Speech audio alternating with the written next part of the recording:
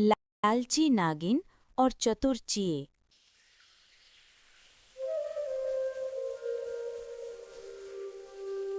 नमस्ते प्यारे बच्चों, क्या आपने कभी सुना है कि एक विशाल चील और एक नन्हा सा मेंढक पक्के दोस्त बन सकते हैं? आज की हमारी कहानी है लालची नागिन और चतुर चील की। ये कहानी है एक ऐसे दोस्त की जिसने अपनी चतुराई से तालाब के सभी नन्हे मेंढकों को एक बड़ी मुसीबत से बचा लिया। तो चलिए चलते हैं जंगल के उस सुंदर तालाब के पास और सुनते हैं ये प्यारी सी कहानी।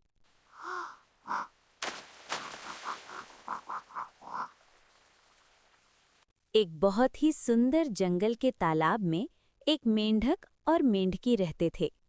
उनके प्यारे प्यारे छोटे छोटे बच्चे थे। लेकिन मेंढक और मेंढकी दोनों बहुत उदास थे। जानते हैं क्यों? क्योंकि तालाब के पास एक लालची नागिन रहती थी जो उनके बच्चों को बहुत परेशान करती थी। सुनो जी, मैं बहुत डरी हुई हूँ। वो नागिन हमारे नन्हे बच्चों को नुकसान पहुँचाती है। हम अपने बच्चों को कैसे बचाएंगे? तुम फिक्र मत करो, मेरा दोस्त चील बहुत बहादुर है। मैं अभी उसके पास जाता हूँ, वही हमारी मदद करेगा।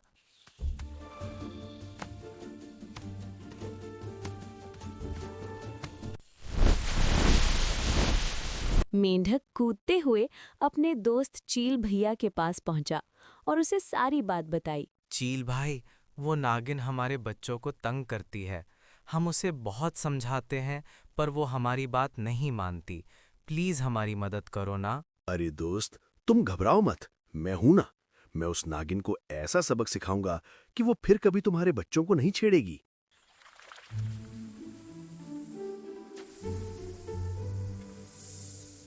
उधर नागिन के भी छोटे छोटे बच्चे हुए थे। नागिन बहुत खुश थी, पर वो मेंढक के बच्चों को लेकर अभी भी लालची थी।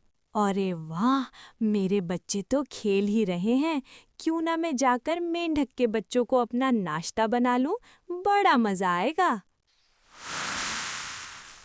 अरे जरा संभल कर जाना। मैंने देखा है कि वो चील आजकल यहीं आसमान में उड़ रहा है।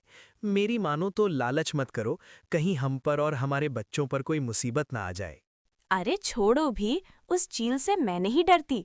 और तुम भी बिल्कुल मत डरो, किसी को कुछ पता नहीं चलेगा। वैसे भी अभी तो मुझे मेंढक के बच्चों को खाना है। मेरे मुंह में पानी आ रहा है, मुझे बहुत भूख लगी है। मैं तुम सबके लिए भी खाना लेकर आती हूँ। बाय बाय बच्चों, तुम्हारी मम्मी अभी तुम्हारे लिए बढ़िया बढ़िया खाना लेकर आएगी, फिर हम सब मिलकर खाएंगे।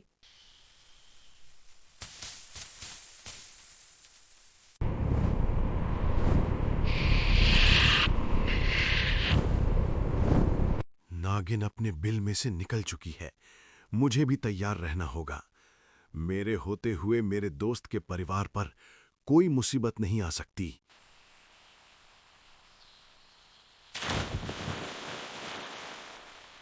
चील ने नागिन को मेंढक के घर की ओर जाते हुए देख लिया था। अब वो भी अपने काम पर लग जाता है। वो पहले ही अपने दोस्त मेंढक को सब कुछ समझा चुका था। जैसे ही नागिन मेंढक के बच्चों के पास पहुंची, मेंढक निडर होकर उसके सामने खड़ा हो गया। रुक जाओ नागिन, अगर तुमने हमारे बच्चों को छुआ तो तुम्हारे बच्चे भी मुसीबत में पड़ जाएंगे। देखो, ऊपर देखो, मेरा दोस्त चील तुम्हारे बिल के पास ही खड़ा है। क्या? नहीं, तुम मुझे डराने के लिए झूठ बोल रहे हो। जाकर देख लो, चील भैया पहुंच चुके हैं।